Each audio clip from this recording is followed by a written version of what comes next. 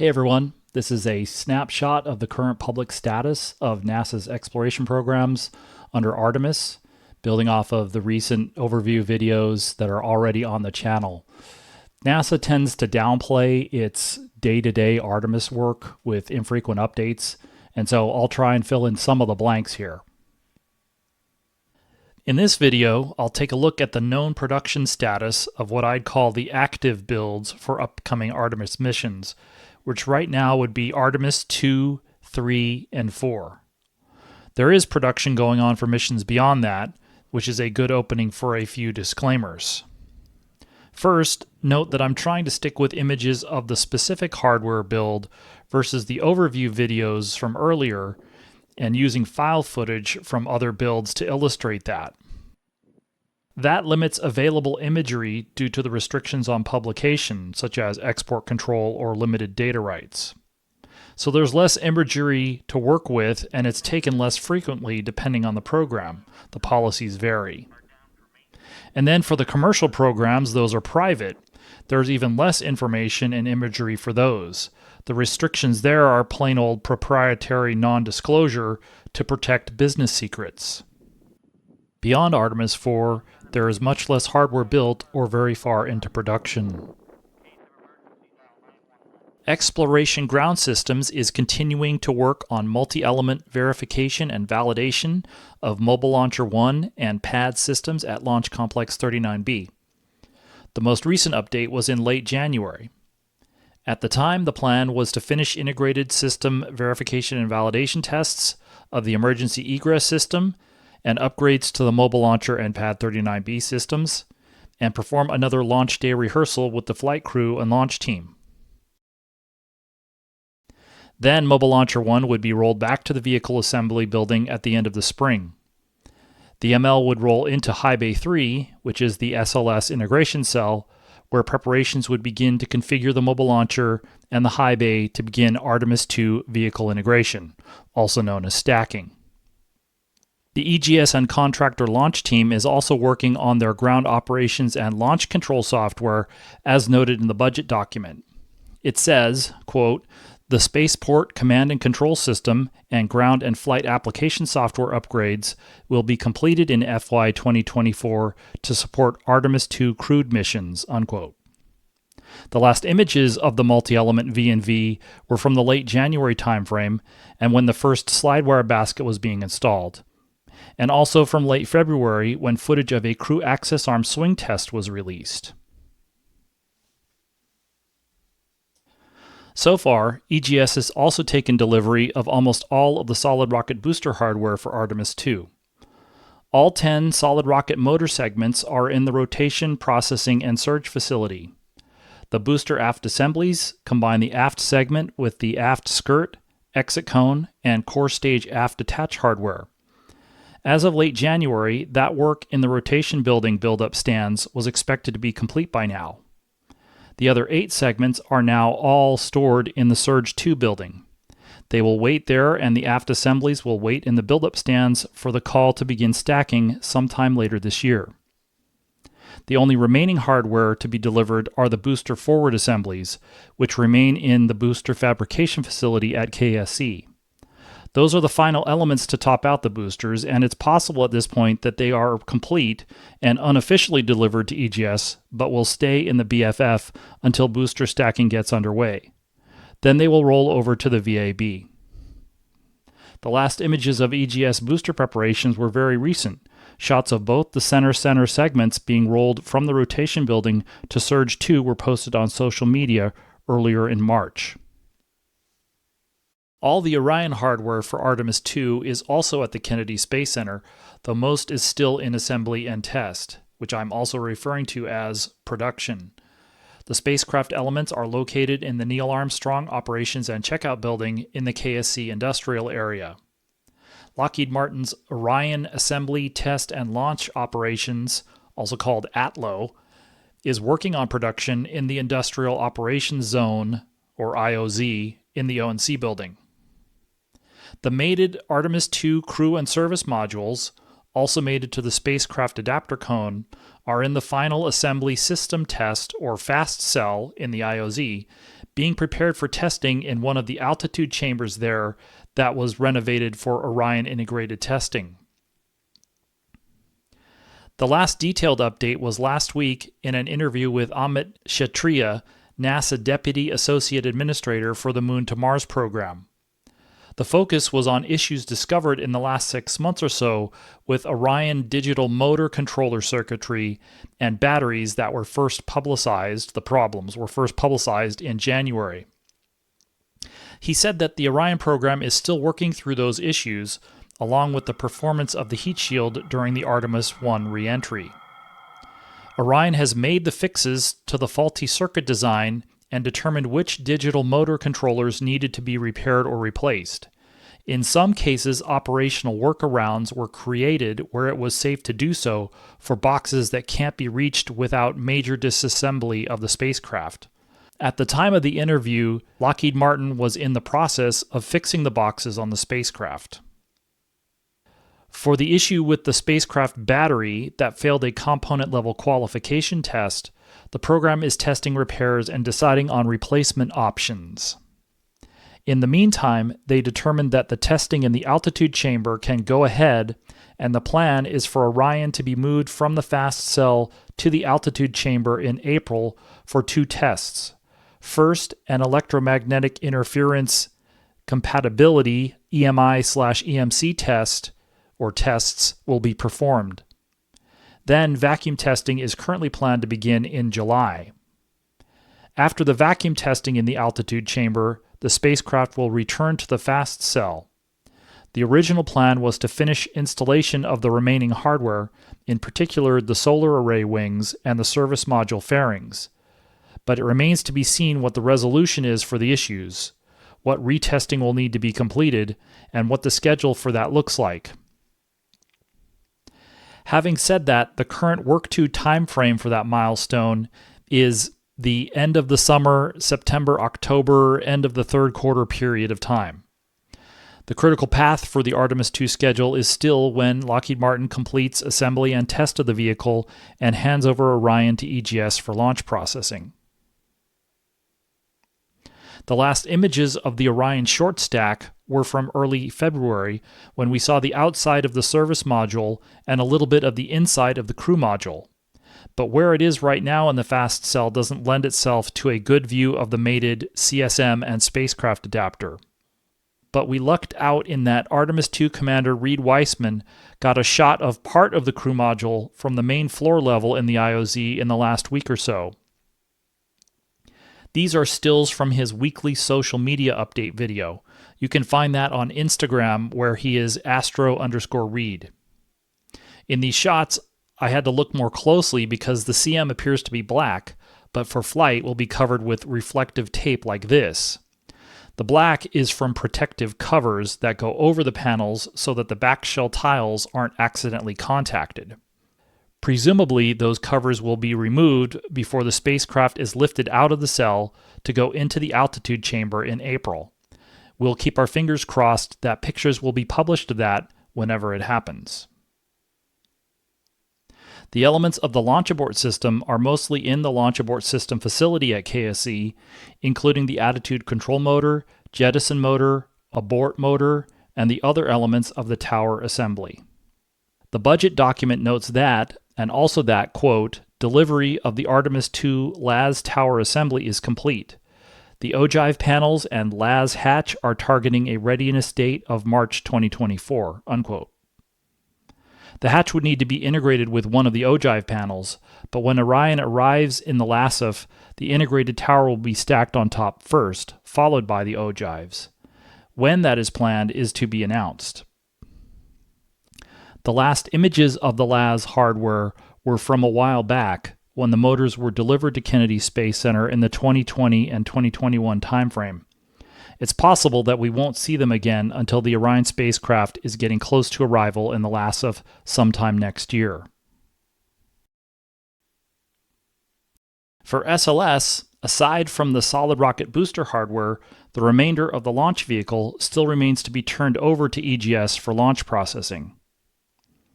The interim cryogenic propulsion stage, the in-space second stage for the SLS Block 1 vehicle, is ready for that nearby. It remains in storage in the United Launch Alliance's Delta Operations Center at Cape Canaveral Space Force Station. It will be transported from the dock to the Multi-Payload Processing Facility, or MPPF, for loading of hydrazine into its attitude control system. The schedule for that and subsequent transfer to the Vehicle Assembly Building for stacking depends on determination of the overall schedule, and that remains to be announced. The last images of ICPS-2 were about this time last year when it was transported from the Delta Horizontal Integration Facility to the dock, then another image when it was set up in the checkout cell, and then another one after one of the docking targets was installed there.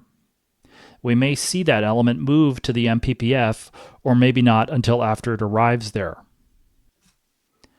The rest of the SLS vehicle still needs long-distance transportation to KSC. Core Stage 2 remains at the Michoud Assembly Facility in New Orleans East. The last update was provided in February, which confirmed that final integrated functional testing was complete. Delivery of the stage was tentatively planned for no earlier than this summer, which would mean somewhere between late June and late September. The stage will need a few weeks of pre-shipment configuration in the final assembly area at MAF, and then another week to be set up on the ground transportation system. It will then be rolled out to the Pegasus barge for towing to KSC. The status of Pegasus factors into multiple SLS shipments for Artemis II, III, and IV. There was a rumor that the barge needed to go into dry dock for some maintenance. The last images of Core Stage 2 were in November when the Artemis II flight crew visited MAF and were given a tour of the stage in the Area 47 footprint of the final assembly area there. Given that the schedule for several of the Artemis II elements is TBA, to be announced, the next glimpse of the stage might not be until just before transportation when it is prepared for its barge ride to Florida. The two stage connectors are still at the Marshall Space Flight Center in Huntsville, Alabama. The launch vehicle stage adapter is complete and in storage.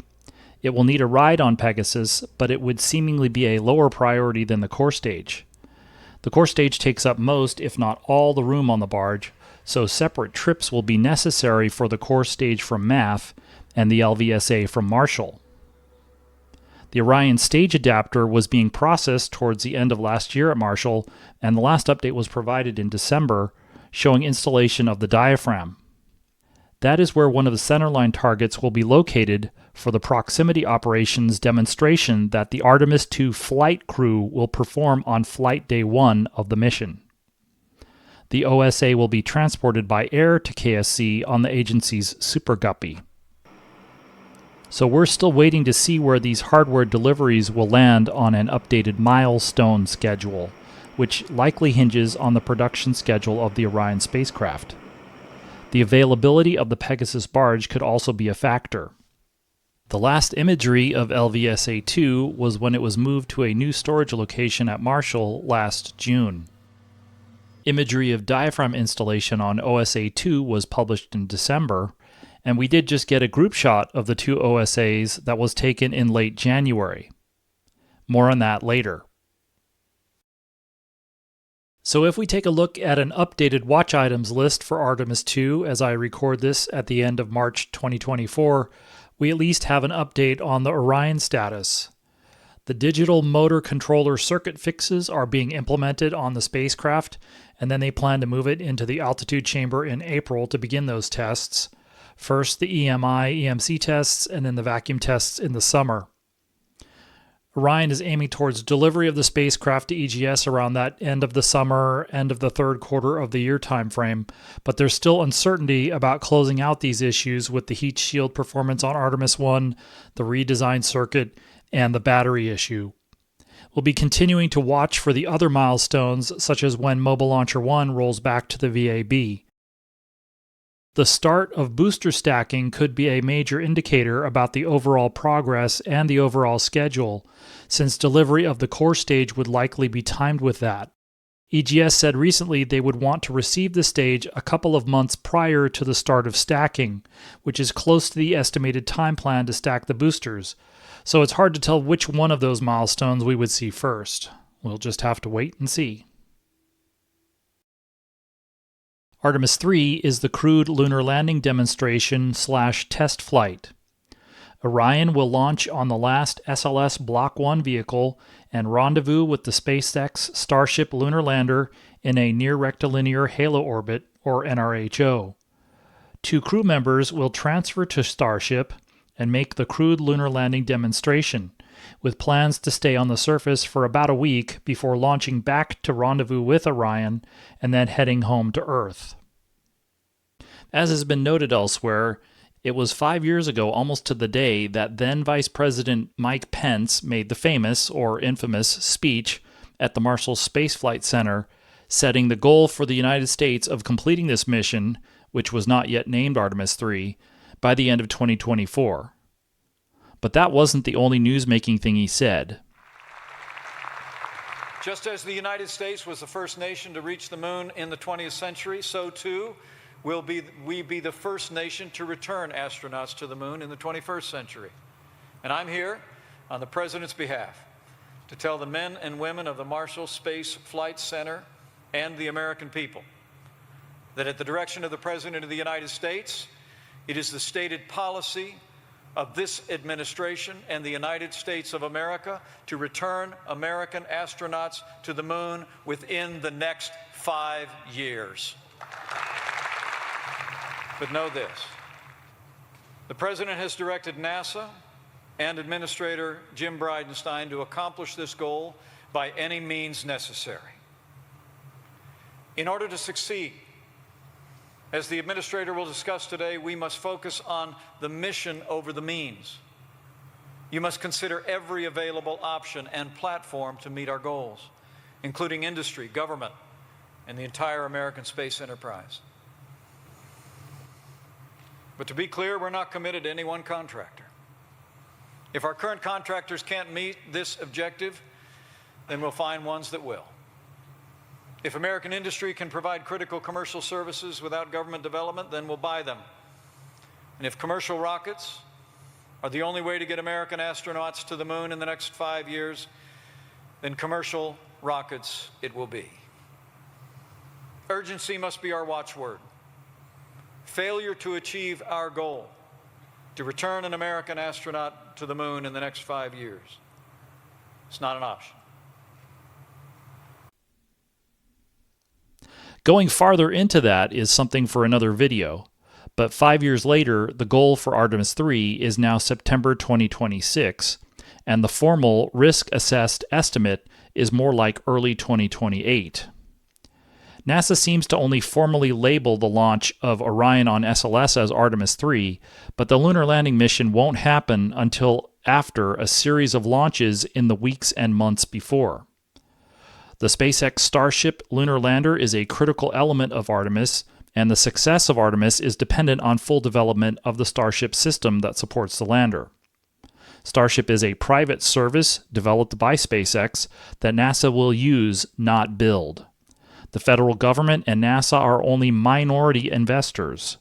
The HLS Option A version of the Starship is the initial operating capability for Artemis III.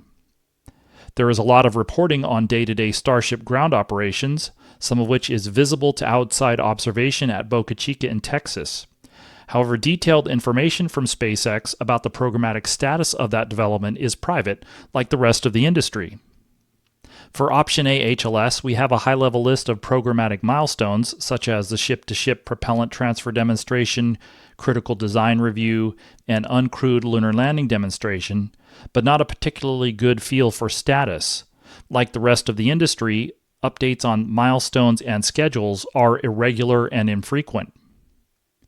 This is a NASA slide from a November meeting of the NASA Advisory Council Human Exploration and Operations Committee that provides a few HLS notes, but for the rest, we'll have to watch the flight tests of the broader Starship system and wait.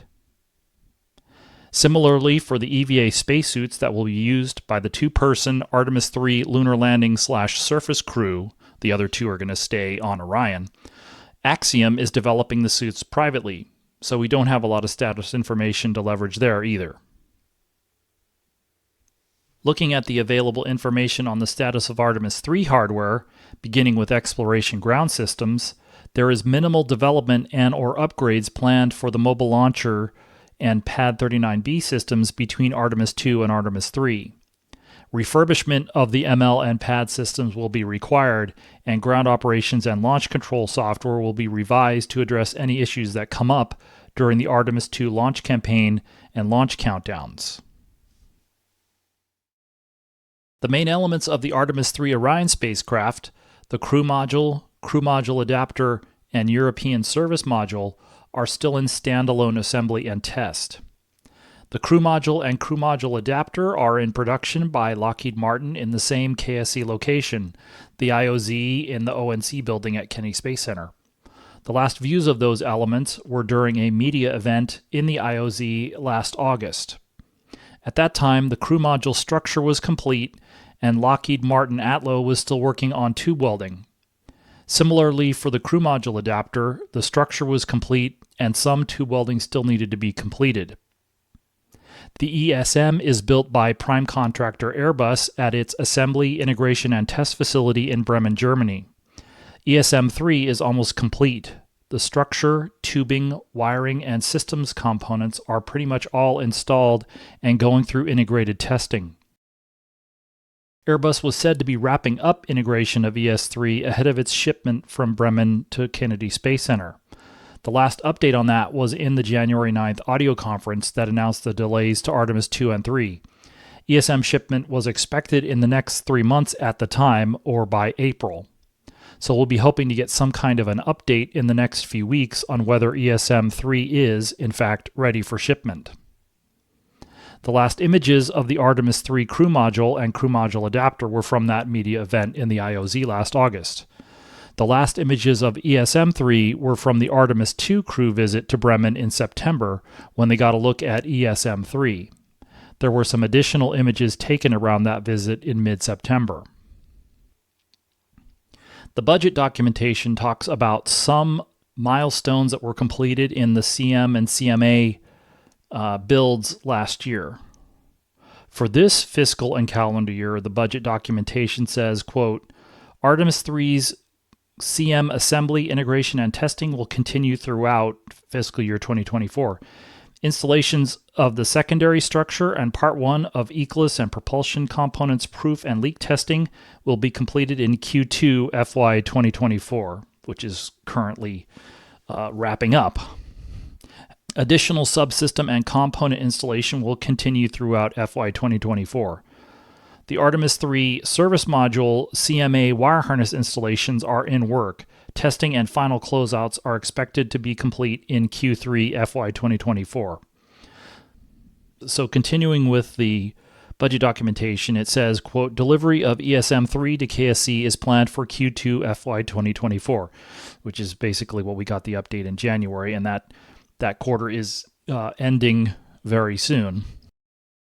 The Artemis III ESM and CMA will be mated to form the service module, SM, and will undergo final integration and testing in the subsequent months.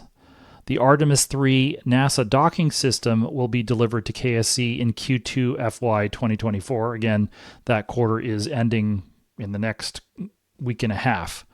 Following the delivery, NDS installation and acoustic testing is planned for the third quarter of fiscal year 2024. NDS provides the capability for the Orion spacecraft to dock to a Gateway or HLS element for Artemis III and later missions. So the CMA ESM mate is expected this year after delivery of the ESM in the first half of the year. The document says that handover of Orion to EGS is now scheduled for late fiscal year 2025, which would be end of September 2025 or around the time that Artemis II is currently scheduled to launch. Previously, that forecast was for spring of 2025. The status of the launch abort system hardware for Artemis III is unfortunately not public, and no updates were provided in the budget documentation. The document does say that assembly, integration, and testing of the LAS will be completed in fiscal year 2025. We saw a few Orion elements at Michoud last October, like the spacecraft adapter for Artemis III and the service module fairing panels. There's not much imagery of that Artemis III Orion hardware that has been published by NASA, though. For SLS, the boosters are mostly complete, and the adapters are relatively simple elements. That leaves core stage production as the major remaining work to be ready for Artemis III. The budget document says this about fiscal year 2025. Quote, a key focus of fiscal year 2025 will be delivery of Artemis III flight hardware and performing the final testing, checkout, and preparations to support Artemis III launch in fiscal year 2026. Artemis III core stage production and tests will be completed in FY 2025, along with elements including ICPS, LVSA, and OSA, and those will be ready for delivery to support KSC integration needs. Unquote. September 2026 would just barely fit at the very end of fiscal year 2026, so the expectation at the time this document went to press, so to speak, was that the SLS hardware for Artemis III will be complete by essentially the time that Artemis II launches. That could prove to be a challenge for the core stage especially. On the boosters, the 10 motor segments are in storage at Northrop Grumman's Promontory facility in northern Utah. We so far haven't been able to get an explicit status on the nozzle extensions or exit cones, but they are relatively simple parts with little machinery. The budget document provides a quick one-liner that sums up the plans for the current fiscal year. Quote, for Artemis III production and test activities, booster aft skirts and forward assemblies will complete assembly and be placed in storage. Motor segments are already in storage. Unquote. It's probably a reasonable assumption that the exit cones are also complete or will be ready well ahead of their need date. As noted previously, assembly and test of the aft skirts and forward assemblies for Artemis III is performed in the booster fabrication facility at Kennedy Space Center. So basically, the Artemis III boosters will be ready this year to support launch preparations whenever those occur. The motors and exit cones will need to be transported by rail car from Utah to KSC, and that should be an indication that NASA thinks the launch is getting close. But we really don't have any updated schedule for when that is planned at this point. The last image of the Artemis III boosters was a shot of the last motor segment going into storage in Utah back in mid-2022. Core Stage 3 production for Artemis III is in its integration or outfitting phase for the 5 major elements now that the liquid oxygen tank has finally completed structural assembly. The most recent detailed update we got was in a visit to Michoud Assembly Facility last October. That was before the launch target date was delayed to September 2026, and it's unclear if the budget document was updated to reflect future milestones based on the new date. The engine section for Core Stage 3 is in the Space Systems Processing Facility at Kennedy Space Center, where integration continues. At the time of the October update, the high-level forecast was for orbital tube welding and wire harness installations to be wrapping up around the middle of this year, followed by installation of the larger equipment, beginning with the TVC platforms, the helium tanks, and the LOX feed line Y ducts. And a bunch more stuff after that, of course. We'll have to see if NASA and Boeing will provide an update on the status of the engine section integration, either if or when the boat tail is delivered or just in general. The last image of the engine section in the SSPF was from last June. We saw the boat tail assembly for Core Stage 3 in Area 20 at MAF last October. A lot of the standalone tube welding was complete, and a lot of the thermal protection systems work was done. Not just the cork panels, but a lot of the Hypalon paint over the top had been done. They were performing some leak checks of tube bulbs on it when we were there. But we ran out of time to have them approve a shot set up to take a picture of it.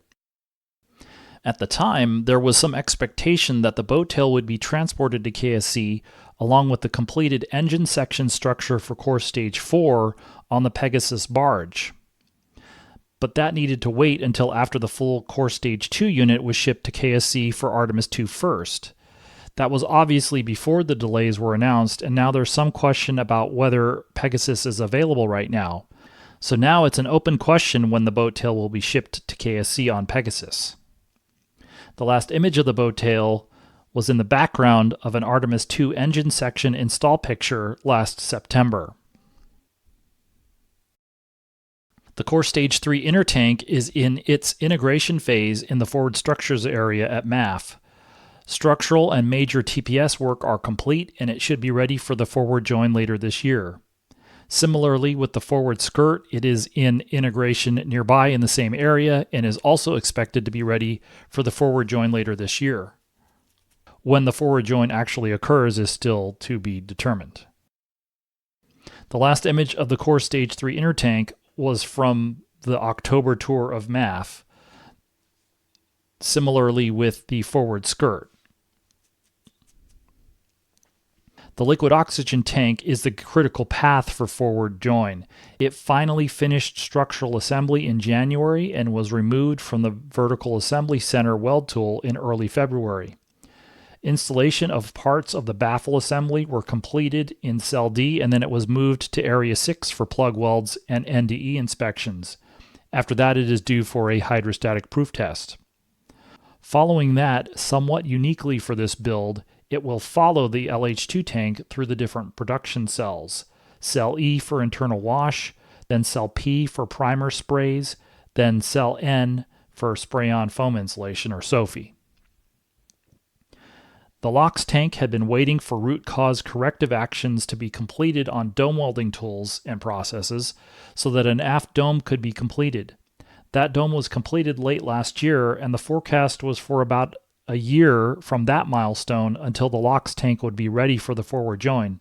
So that would be one of those milestones to be looking for near the end of 2024. In between, hopefully we'll get to see some imagery of the LOX tank after its primer and SOFI sprays that will mark interim milestones prior to the forward join. The LOX tank was the most recent element seen, with pictures of it being moved out of the VAC and into Cell D on February 1st. While structural assembly of the LOX tank was held up, the repaired LH2 tank is now getting its primer and SOFI sprays. The tank got the name Julia somewhere along the way, since it was originally welded in 2016. As I wrote about in past stories for NSF, the original low ductility, low topography welds in the VAC meant that the tank article, originally meant for the first SLS launch, was set aside. It was subsequently slotted back in for the third SLS launch with now Artemis III, and after a lot of research and development, repairs were made to the tank in the 2020-2021 timeframe. Once it has received its foam sprays, it will come back to Building 103 and be prepared for external outfitting and an aft join. It's possible that the LH2 tank and aft joint will be waiting for the forward join to complete near the end of this year, and hopefully we'll also get to see a few of the intermediate milestones in between, like exiting Cell N and maybe the aft join. The last images of the LH2 tank showed it moving into Cell P in late November last year. According to the budget document, 2025 would see completion of the stage at Kennedy Space Center, but we'll have a better idea how close that is by the end of this year. Completion of Core Stage 3 will also be dependent on the availability of the final assembly facility that Boeing is constructing inside High Bay 2 of the Vehicle Assembly Building at Kennedy Space Center. The plan prior to the delay was for the facility to be ready to stack Core Stage 3, which is the 4/5 and the engine section boat tail assembly, by the end of 2024.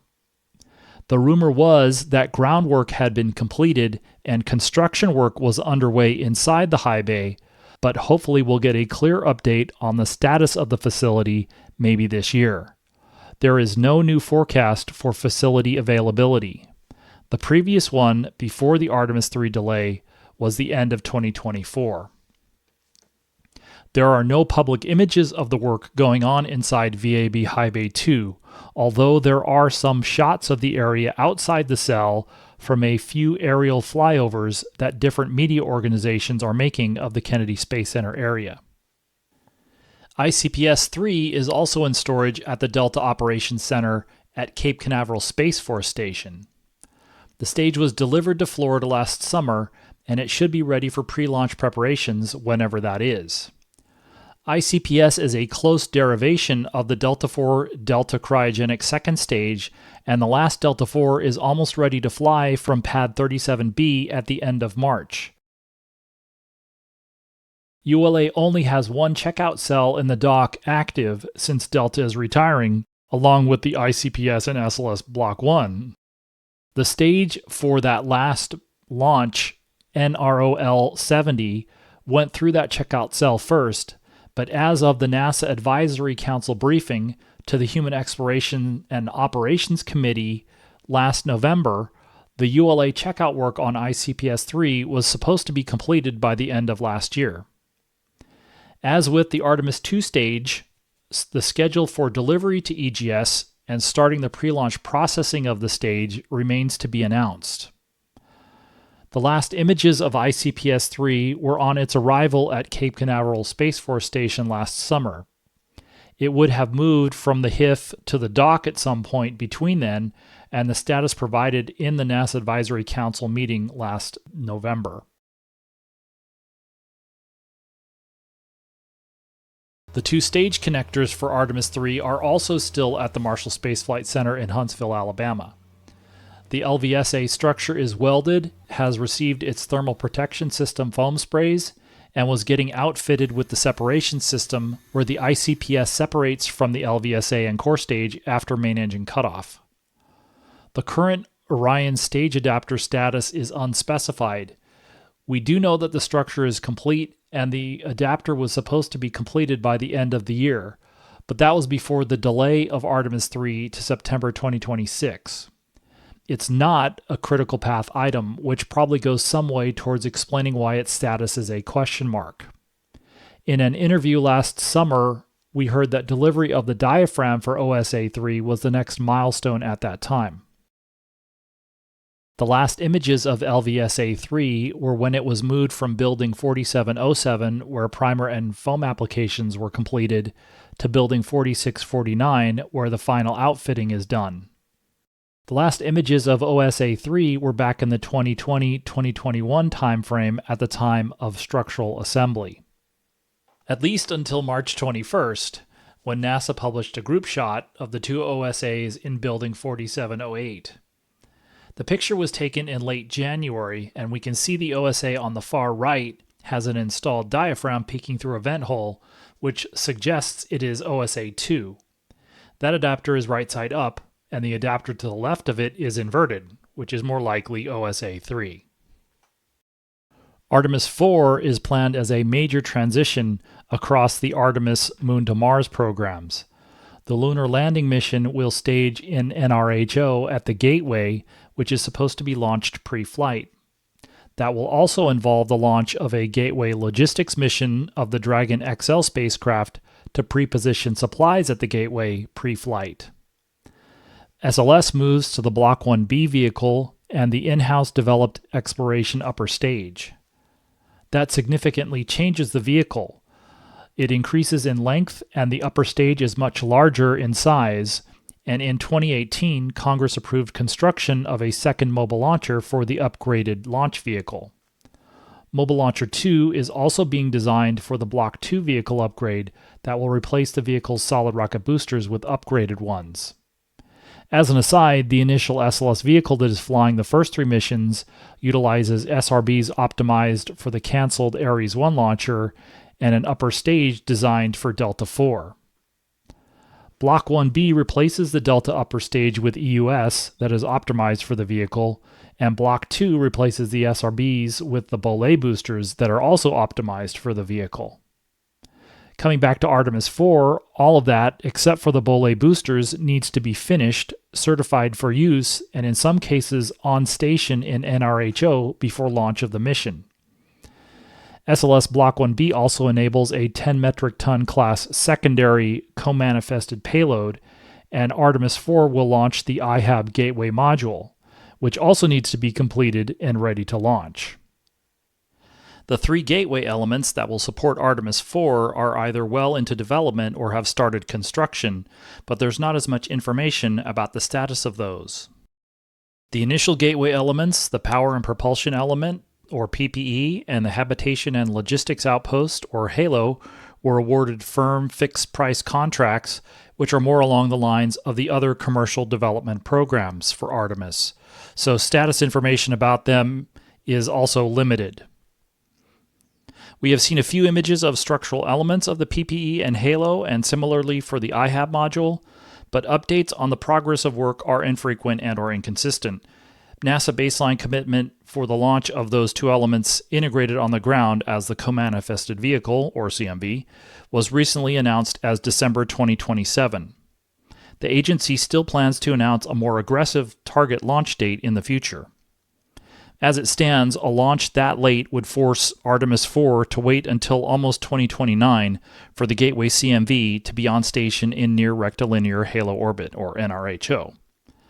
The budget document says that assembly, integration, and test should be underway in fiscal 2024 and that the halo structure would be shipped to the U.S. this fiscal year. However, that was also the stated plan at the beginning of 2023. Money for the first launch of the Dragon XL to deliver logistics ahead of Artemis IV was released last November. That was before the new Gateway schedule was made public, but presumably that authority to proceed was synchronized with the new unofficial internal schedules. Dragon XL would be the first visiting spacecraft to Gateway prior to Orion's visit there, bringing the IHAB module. Production status of the IHAB is not well documented at this time.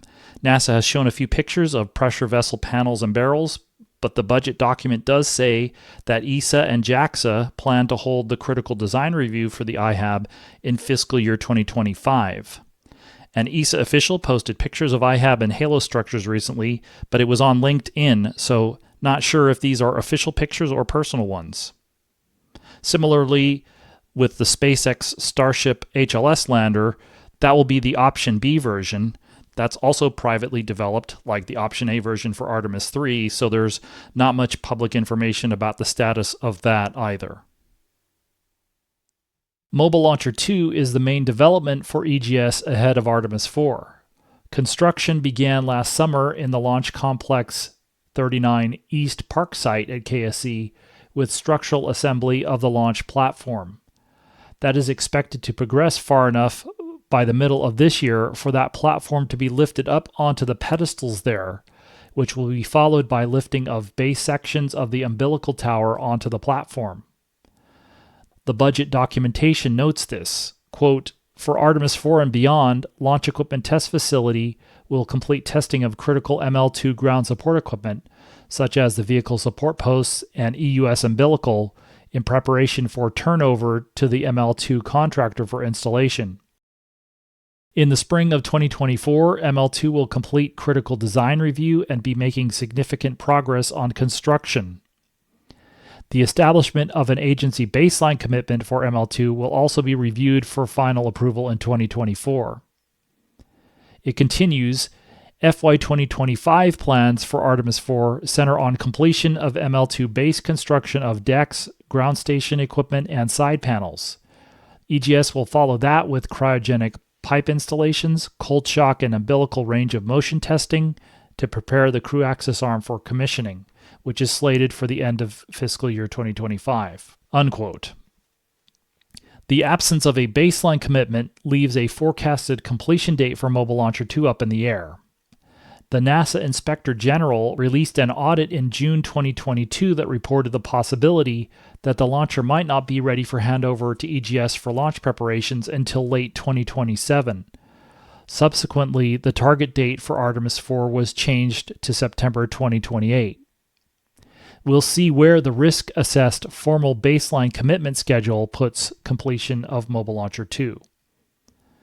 Upgrades to the ground operations and launch control software to support the new mobile launcher and upgraded SLS vehicle are also being developed. The last images of Mobile Launcher 2 construction were released by Bechtel in the last several weeks, showing continued assembly of the launch platform base. For the Artemis IV Orion spacecraft, the crew module adapter, and European service module are still in standalone assembly and test. The overview of the status is similar to the Artemis III spacecraft build. The crew module and crew module adapter are in production by Lockheed Martin in the same KSC location, the IOZ in the ONC building. The last views of those elements were during a media event in the IOZ last August. The crew module pressure vessel and primary structure was complete and had just completed its proof pressure test at the time of the event last August. Structural assembly of the crew module adapter was also still in progress. ESM-4 is in its integration or outfitting phase in Bremen at the Airbus Assembly Integration and Test Facility there. The last images of the CM and CMA were in the August media event. The last images of ESM-4 were during the Artemis II crew visit to Bremen last September. There's less info in the budget documentation on the Artemis IV build. It basically just says it'll be the second lunar landing of the Artemis program and that the CM and SM assembly integration and production will be in progress throughout fiscal year 2025.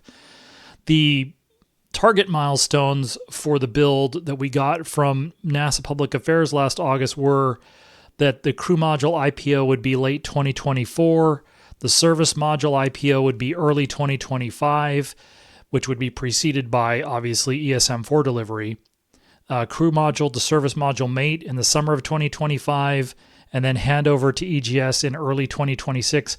Those seem very aspirational at this point. And as I mentioned, the most recent schedule was for ESM-4 to be completed in Bremen and delivered to Kennedy Space Center by the end of this calendar year. But that's fairly old and has not been updated, and so it's not clear when a new schedule for that will be released. As one might expect, since it's 3 launches down the road and 4 to 5 years away, production status for the first Block 1B SLS is still pretty cloudy, with the exception of EUS development. There's not much imagery for the Artemis IV hardware, so I'll only note that where applicable. For the boosters, the Artemis IV solid rocket motor segments are in production at Northrop Grumman's Promontory, Utah facility. Last month, Northrop Grumman said that more than half the solid rocket motor segments for Artemis IV are cast. The notes in the budget documentation say that 9 of the 10 will complete fabrication and be placed into storage this year, or in the fiscal year. The disposition of the exit cones, aft skirts, and forward assemblies are unknown at this point. For the core stage, structural assembly of the engine section was close enough to completion that it was scheduled to be transported to KSC early this year. That was before the delays to Artemis II and III were announced, which probably changed the outlook for many things, including transportation schedules. Structural assembly of the core stage 4 inner tank was also nearing completion at the time of our visit to MAF last October. It would then go to Cell G to begin its thermal protection system foam sprays. The rest of the structures for the unit are waiting for availability of the welding tools, and now that the core stage 3 liquid oxygen tank finally completed its welds in January, those can be scheduled for assembly. The forward skirt needs its 2 L-rings to be welded in the VAC, and both propellant tanks need to be assembled and welded. The last images of the engine section and inner tank for core stage 4 were last year in their structural assembly tooling. They can be seen in the background of imagery focused on milestones for the Artemis II and III builds. We got one glimpse of the forward skirt barrel as welding on the vertical weld center was complete in September of 2022. We also saw many of the barrels and domes for the core stage 4 propellant tanks in storage, waiting for assembly. Depending on the progress of work in the VAC, we may start to see those being welded into full structures this year. For exploration upper stage development, the budget document forecasts completion of the EUS structural test article this fiscal year, basically in the next 6 months, and then completion of the EUS flight article in fiscal year 2025, or in the next 18 months. That would be followed by the EUS Green Run campaign at Stennis Space Center in fiscal year 2026. Those schedules are pretty optimistic, and we'll see if there's any effect on those by issues like budget complications.